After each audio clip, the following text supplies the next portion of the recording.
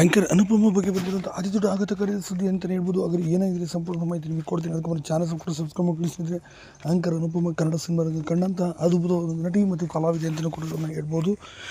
ಇಂದು ಅತಿ ದೊಡ್ಡ ಕಲಾವಿದ ನಟಿಯಾದಂಥವ್ರು ಇದೀಗ ತಮ್ಮ ನಿರೂಪಣೆ ಕ್ಷೇತ್ರಕ್ಕೆ ಗುಡ್ ಬೈ ಹೇಳೋ ಮೂಲಕ ಅವರ ಅಭಿಮಾನಿಗಳಿಗೆ ಆಘಾತವನ್ನು ಕೊಟ್ಟಿದ್ದಾರೆ ಅಂತಲೇ ಹೇಳ್ಬೋದು. ಸ್ನೇಹಿತರೆ, ಅವರ ಅಭಿಮಾನಿಗಳಿಂದ ತುಂಬಾ ಕಣ್ಣೀರು ಕೂಡ ಆಗ್ತಿರೋಂಥದ್ದು. ನಿನ್ನೆ ಏಕಾಏಕಿ ಅವರ ಯೂಟ್ಯೂಬ್ ಚಾನಲ್ ವೀಡಿಯೋ ಮಾಡಿ ಹೇಳಿದ್ದಾರೆ, ಹೌದು ನಾನು ಇನ್ನು ಆ್ಯಂಕರ್ ಕ್ಷೇತ್ರಕ್ಕೆ ಗುಡ್ ಬೈ ಹೇಳ್ತಿದ್ದೇನೆ, ಹಾಗೆ ಮುಂದೆ ನಿಮಗೆ ಸದ್ಯಕ್ಕೆ ಸಿಹಿ ಸುದ್ದಿಯನ್ನು ಕೊಡ್ತಿದ್ದೇನೆ. ಅಂದರೆ ಸಿನಿಮಾ ಕ್ಷೇತ್ರದಿಂದ ಅಲ್ಲ, ವೈಯಕ್ತಿಕ ಕ್ಷೇತ್ರದಿಂದ ಅನ್ನೋದು ಕೂಡ ಹೇಳಿದ್ದಾರೆ. ಅಂದರೆ ಸದ್ಯದಲ್ಲೇ ಅವರು ಸಪ್ತಪದಿ ತುಳಿಬೋದು ಅಂತಲೂ ಕೂಡ ಈಗ ಅವರ ಅಭಿಮಾನಿಗಳು ಅಂದಾಜಿಸಿದ್ದಾರೆ.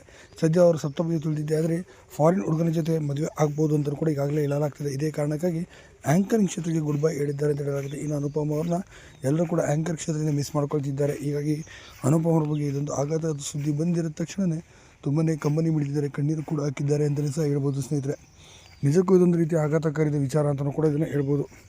ಹಾಗೆ ನೀವೇನಂತ ಇದ್ರ ಬಗ್ಗೆ ದಯವಿಟ್ಟು ಕಮೆಂಟ್ ಮಾಡಿ ತಿಳಿಸಿ. ಹಾಗೆ ವಿಡಿಯೋನ ಲೈಕ್ ಮಾಡಿ, ಆದಷ್ಟು ಶೇರ್ ಮಾಡಿ.